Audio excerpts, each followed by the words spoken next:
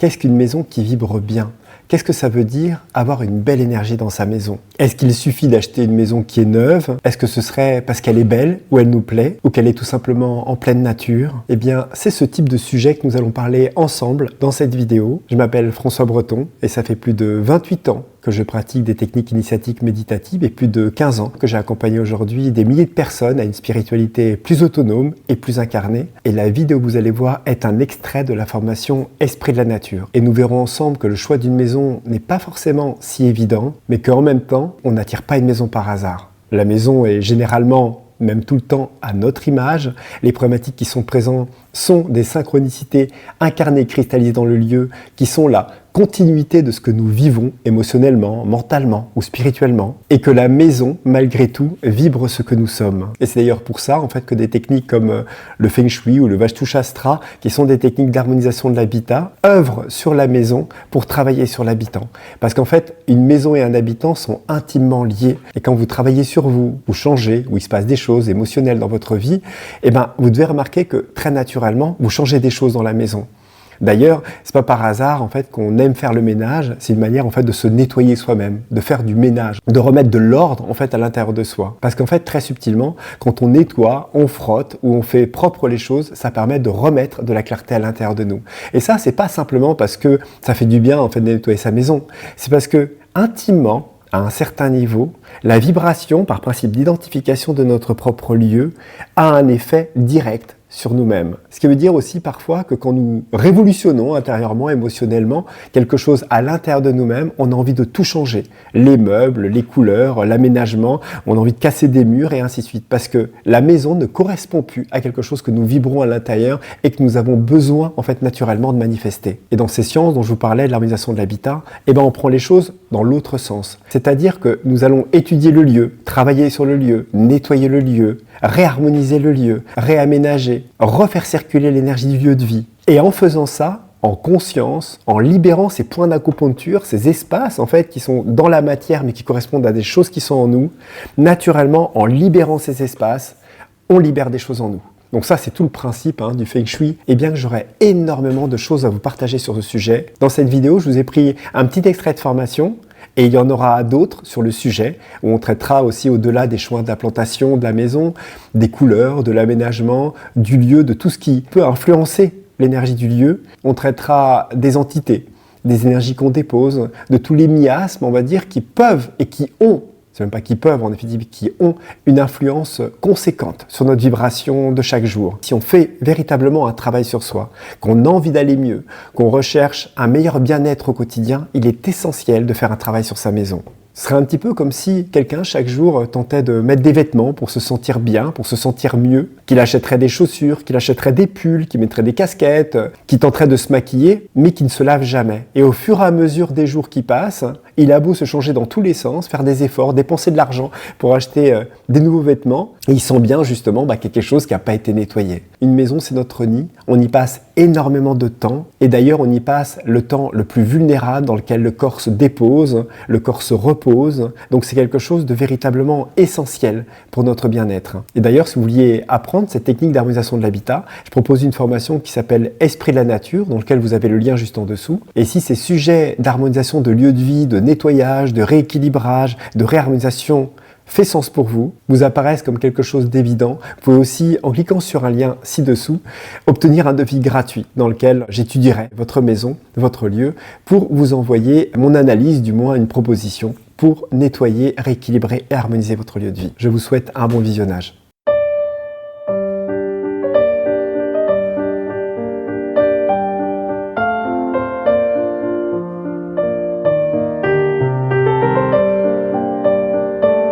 L'énergie d'une maison ou d'un lieu est déjà directement liée à son environnement. Dans le sens où, si elle est construite en pleine nature, sur une montagne, sur un lieu de polarité plus négative, dans un ravin ou en ville, on n'a déjà pas les mêmes énergies, en tout cas globales, qui vont déjà influer sur le lieu. Déjà, on met déjà en place, vous voyez, déjà une entité, une construction en fait, qui va être déjà induite par des énergies qui sont dominantes. En Feng Shui, par exemple, on sait très bien que dans la lecture d'un lieu, on regarde toujours la lecture du plus grand au plus petit. Et c'est-à-dire que c'est d'abord le pays, la région, un endroit plus ou moins montagneux, plus ou moins ouvert. Est-ce que c'est exposition sud, nord, est, ouest? À quel endroit on est? Quelles sont les forces dominantes, écrasantes ou ouvertes, au contraire? Ensuite, on arrive naturellement dans le lieu. Après, dans le lieu précis, c'est à quel endroit c'est? Est-ce que c'est près d'un immeuble? Est-ce qu'il y a un immeuble devant? Est-ce que c'est près d'une maison? Est-ce que c'est isolé? Est-ce qu'il y a un lac ou une rivière? Après, c'est comment la maison est exposée. Et petit à petit, c'est comment est aménagé le jardin, où est la porte d'entrée. Ensuite, comment on rentre dans la maison, c'est comment la maison nous accueille. Est-ce que c'est ouvert? Est-ce que l'aménagement nous conduit? Est-ce qu'il y a des zones de respiration? Quelles sont les couleurs qui sont présentes? Est-ce que c'est entassé? Est-ce que les meubles sont cohérents? Quelles sont les symboliques du lieu? Vous voyez, on a tout ça en fait au fur et à mesure qu'on arrive dans le lieu. Mais on va le lire du plus grand au plus petit, parce que c'est d'abord le plus grand qui va induire le plus petit. Et ensuite, par la prochaine version, on verra que c'est par le plus petit qu'on arrive à avoir parfois le plus de puissance dans la symbolique, et on refait le même travail, on va dire à l'envers. Et ensuite, on va tenter de rééquilibrer. Mais il faut comprendre qu'en fait, un lieu, c'est vivant. C'est vivant parce qu'avant même que ce soit construit, il y a déjà l'intention du promoteur, de la vision. Vous voyez, il y a cet élan dont on parlait de création, de faire quelque chose. Et ce n'est pas un hasard qu'on veuille construire cette maison-là à cet endroit-là ou à cet endroit-là. Alors bien sûr, c'est évident qu'aujourd'hui, on est tellement contracté, en tout cas dans les zones de PLU, de machin, de peu d'habitation, que voilà, le choix se restreint. Et c'est d'ailleurs pour cette raison, ou une des raisons, un des facteurs qui fait que les gens vont mal, je ne vais pas dire que les gens vont mal parce que ce n'est pas tout à fait comme ça que je veux le dire, mais que les choix amènent à ce que les gens soient de moins en moins bien, c'est qu'on construit dans des zones catastrophiques. On veut viabiliser un endroit parce qu'il y a l'électricité, parce qu'il y a ceci, il y a cela, et on fout les gens dans des endroits qui sont inondables, dans des coins de ravins, sur des grosses failles, près d'une route, dans des coins de virage. On les entasse à des endroits plein nord, parce que c'est à cet endroit-là on évite l'autoroute, et ainsi de suite. Et on finit par créer un PLU qui est anti-logique, en tout cas pour le bien-être. Vous voyez, on cherche le côté pragmatique et concret, mais absolument pas, on va dire, au bien-être. À une époque, choisir une maison, choisir un lieu, ça mettait du temps. On regardait les montagnes, on regardait... certaines personnes faisaient même pâturer des animaux et regardaient selon les types d'animaux où est-ce qu'ils se mettaient, où est-ce qu'ils dormaient. Vous voyez, on avait cette vision-là de sentir qu'à l'est, on avait cette élévation, quelque chose qui nous soutenait. Au sud, on avait cette ouverture qui amenait vers le futur, vers une énergie qui soutient, qui amène un petit peu la vision, en tout cas, de comment on se voit, comment on imagine, comment on est porté, en tout cas, dans le futur. On avait à l'ouest quelque chose de plus arrondi, de plus calme, qui amenait le soleil à se coucher. On tournait légèrement la maison vers l'est pour permettre, en tout cas, aux photons, un petit peu, et à la lumière, on va dire, du soleil de pénétrer plus et d'avoir plus d'action lumineuse dans la maison que le soleil de l'ouest, qui avait tendance à faire baiser en fréquence la partie, on va dire, des photons lumineux un petit peu qui rentrent dans la maison. On avait un soutien au nord, on avait quelque chose dans lequel on était protégé par le nord, pas en plein vent, soit une haie, soit des arbres, soit une petite montagne qui amenait la maison à être soutenue. Vous voyez, on avait une configuration naturelle, en fait, des choses dans lesquelles on pouvait plus ou moins choisir plus facilement notre lieu de vie. C'est pour ça que quand on regarde et on se balade parfois dans certains départements, le Luberon, ou l'Ardèche, la Drôme, plein de départements, les vieilles maisons sont souvent bien mieux placées que les nouvelles maisons. Parce que dans les vieilles bâtisses, il y avait parfois des lieux qui étaient extraordinairement bien choisis. Ils avaient le choix, en fait. Ils allaient dans la nature, ils avaient des hectares pour choisir où faire la maison.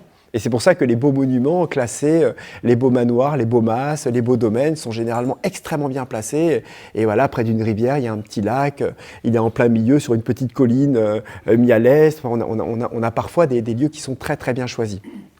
Et c'est marrant d'ailleurs de voir que parfois, on retrouve après la petite maison de maître des gens qui s'occupaient de Dieu qui est un peu moins bien placée, et autour de ça, c'est créé une petite ville parce qu'il y avait le marché qui venait, et ça crée une petite ville et un petit village à côté qui est moins bien placé, plein vent, etc. Mais après, ça s'est organisé d'une manière différente. Et c'est intéressant de voir, et on le verra quand on verra un petit peu toute la partie feng shui et symbolique, qu'au niveau des maisons, chaque village rayonne quelque chose, chaque village a une énergie qui est propre à lui, et de ce fait, des thèmes propres aux gens qui vivent dans les villages. Vous voyez, c'est pas par hasard qu'on est attiré dans un village ou un autre. Il y a vraiment énergétiquement quelque chose qui est qui est hyper intéressant. Il y a des villages qui vibrent bien, qui ont vraiment quelque chose de lumineux, qui attirent des gens qui se portent mieux que dans d'autres villages qui sont des puits énergétiques. On arrive, on sent bien qu'il y a quelque chose qui ne va pas, rien ne se fait, les gens qui viennent, ils ne restent pas longtemps, les magasins ne tiennent pas, etc., etc. Et on verra qu'il y a des raisons qui sont propres à la construction du lieu, il y a des raisons qui sont propres aux énergies, à l'équilibrage du lieu, qui sont des problèmes géobiologiques aussi, sur lesquels a été construit le village, et ainsi de suite, et ainsi de suite. Vous verrez qu'il y a plein de choses. Déjà, l'élan et l'intention de construire une maison, c'est déjà quelque chose. Mais ça va commencer dès la construction. Les matériaux qu'on va utiliser, il y a quand même des matériaux nobles, qui sont sains, qui ont vraiment une qualité vibratoire, et puis il y a des matériaux qui sont un peu plus lourd, un peu plus de moins bonne qualité, on va dire. C'est un flux, faut comprendre aussi que ça a une incidence. Et c'est pour ça que des fois, quand on rentre dans une maison, je ne sais pas, en terre cuite, en paille, ou une maison qui respire en monomure, ou quelque chose qui est fait, on va dire, d'une manière assez saine, avec des matériaux tels que le métal, le bois, la pierre, la terre, et ben on se sent bien. Naturellement, il y a déjà quelque chose qui respire. Vous voyez, on arrive là-dedans. Alors qu'une maison, effectivement, en parpaing, avec de la laine de roche, avec, on va dire, un grillage de ferraille, en tout cas de placo, de machin, etc. Déjà, on est déjà dans quelque chose qui, naturellement, de par les matériaux, ne rayonne pas pareil. Ça ne veut pas dire que c'est grave ou que c'est embêtant, c'est juste que déjà, il y a déjà un changement. Rien que dans les matériaux, dans la vibration d'un lieu, c'est déjà pas la même chose. Ensuite, vous doutez bien que les personnes mêmes qui vont construire le lieu, eh ben, dans l'intention, vous voyez, c'est déjà pas la même chose. Si vous avez une personne qui construit un lieu avec amour, il fait sa propre maison et il construit sa propre maison, ben, la vibration qui déjà est descendue, canalise à travers lui les blocs, les murs qu'il met, le truc, tout ce qui va faire descendre comme lumière, pose un rayonnement, cristallise un petit peu un rayonnement déjà dans le lieu qui est déjà beaucoup plus lumineux que, je ne sais pas moi, une équipe de Polonais payés au black, payés au lance-pierre, qui arrive de je ne sais où pour abattre à la tâche, on va dire, une quantité de maisons à un promoteur qui veut gagner du temps et qui les fait bosser. Et les mecs, ils bossent, ils ne regardent pas ce qu'ils font, ils posent, ils se trompent un peu, ils mettent un peu, ouais, hop, c'est pas grave, allez hop, on avance, on fait tourner la bétonnière et puis on monte les parpaings, vous voyez, c'est déjà, voilà, l'onde de forme va avoir une importance, c'est-à-dire selon la taille des pièces qu'on va choisir, sa forme, etc., il y a une incidence. Selon la taille des pièces, la respiration, on verra et on en parlera un petit peu sur ces formes qui sont respirantes, qui sont lumineuses, qui sont structurantes aussi pour le vivant, parce qu'il y a un petit peu des codes mathématiques, on va dire ça un petit peu de cette manière-là peut-être, qui sont une sorte de mathématiques de la nature qui, si elles sont répétées et elles sont considérées, dans le bâti et la construction, amène vraiment quelque chose d'autre et amène d'un seul coup une rayonnance. Alors pour vous dire un petit peu, quand on parle d'onde de forme, l'onde de forme c'est un petit peu, vous avez déjà vu, vous savez, des vidéos dans lesquelles une personne jette de la farine sur une table et avec une musique et un son, et il y a des formes qui se font avec la farine sur la table métallique par exemple. Et en fait, il faut comprendre que un son génère une forme, mais par ce principe d'inversion, une forme génère un son. Mais un son, c'est une vibration. Et cette vibration, elle est induite naturellement par nos corps. C'est-à-dire que quand vous rentrez dans une forêt, la forme mathématique des arbres, la nature, les choses, les collines, génèrent en fait un son, une vibration. Un paysage déstructuré, un peu caillouteux, cassé, etc., génère un son. Tout génère. En fait, le monde est un son. C'est pour ça qu'avant tout était le verbe engendre la forme, et ainsi de suite, et ainsi de suite. Vous voyez, on parle de ce son originel. Et en fait, on ne réalise pas qu'une pièce, si on construit une petite pièce, vous voyez, c'est comme si elle avait un son. Imaginons, je fais une pièce, elle fait ouh, si je fais monter le mur, si je le tape, et selon le son et la vibration, qui rayonne et qu'on ressent dans notre corps, c'est plus ou moins harmonieux, structurant, déstructurant, écrasant, oppressant, ou on va dire apaisant, et ainsi de suite. Et c'est pour ça que, selon les règles que l'on va utiliser de la construction, effectivement, c'est pas la même chose. Et c'est pour ça que dans les cathédrales, les initiés d'antan, les grands bâtisseurs, avaient des personnes qui travaillaient justement sur le nombre d'or et faisaient des constructions à une époque dans laquelle on considérait, notamment pour les lieux sacrés, les temples, les cathédrales et même parfois même des lieux ou des forts ou des choses comme ça, des mesures très précises En tout cas, pour que les gens qui rentrent dans le lieu soient justement favorisés et se retrouvent dans des espaces qui soient lumineusement agréables pour permettre la prière, pour permettre le recueillement, l'introspection et ainsi de suite. Et parfois, ils faisaient exactement le contraire dans des lieux qui permettaient justement d'arriver quelque part et de se retrouver écrasés et perturbés. Vous voyez, comme on avait vu, on en parlait, vous savez, sur les forts à l'époque des Templiers ou autres, sur certains lieux dans lesquels ils prenaient les réseaux telluriques négatifs et ils les compressaient en fait, on va dire, à des endroits dans lesquels ils mettaient le fort en haut d'une colline, ils compressaient les lignes négatives à des endroits un peu difficiles pour monter, ce qui fait que quand les personnes elles venaient attaquer le fort, elles se retrouvaient déjà avec presque un tiers d'énergie en moins à porter leurs armures, leurs armes, leurs boucliers, parce qu'ils mettaient en fait des énergies négatives qui amenaient les gens à s'épuiser, ils étaient arrivés en haut déjà pour combattre, ils avaient perdu la moitié de leur énergie, hein. C'est comme si déjà ils combattaient déjà depuis le début de la journée, et voilà, donc ils jouaient avec les énergies, ils jouaient parfois avec les formes, pour permettre en tout cas de pouvoir épuiser l'ennemi, ou au contraire, ouvrir des espaces, en tout cas avec les esprits de la nature aussi, dans des endroits, dans des cathédrales, en utilisant des vortex, des cheminées, enfin, ainsi de suite, ainsi de suite. Mais la forme a toujours eu une incidence. On a d'abord travaillé sur la forme, et après, ensuite, on allait un petit peu plus loin, en tout cas, dans l'architecture. Et une fois qu'il y a ça, qu'on a cette onde de forme, qu'on a tous ces principes-là, imaginons qu'on a le lieu parfait. Vous voyez, les personnes ont fait, ils ont une belle énergie, ils ont bien fait les choses, etc. En faisant attention, bien sûr, parce que là, on rentre dans la deuxième chose, c'est les énergies du lieu qui sont présents. C'est-à-dire que déjà, à cette époque-là, ils faisaient attention où ils construisaient.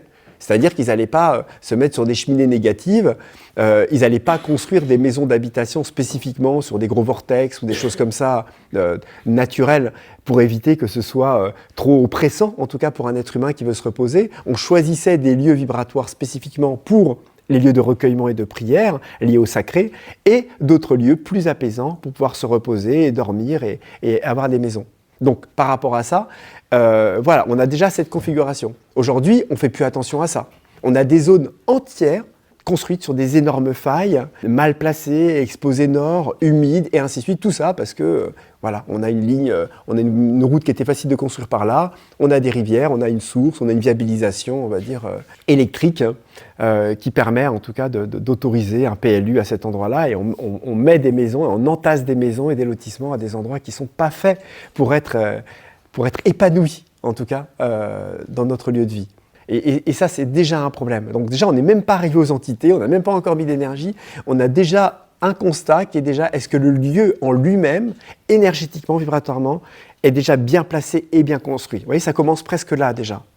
C'est pour ça que tous ceux qui peuvent avoir la possibilité de construire un endroit, trouver le beau terrain, choisir la construction de leur maison et même la faire, bah déjà, effectivement, peuvent déjà gagner en points, on va dire, dans la possibilité d'être bien. Alors après, il y a plein de maisons hein, qui sont très bien et qu'on achète et qu'on fait, mais c'est vrai que dans les nouvelles maisons aujourd'hui, sincèrement, au fur et à mesure que je passe, que je vois là où ils construisent, où ils agrandissent les villes, ils entassent les uns sur les autres, toutes les maisons se ressemblent, voilà, c'est plus des immeubles verticales, c'est des immeubles... non, c'est plus des maisons verticales, c'est des maisons horizontales.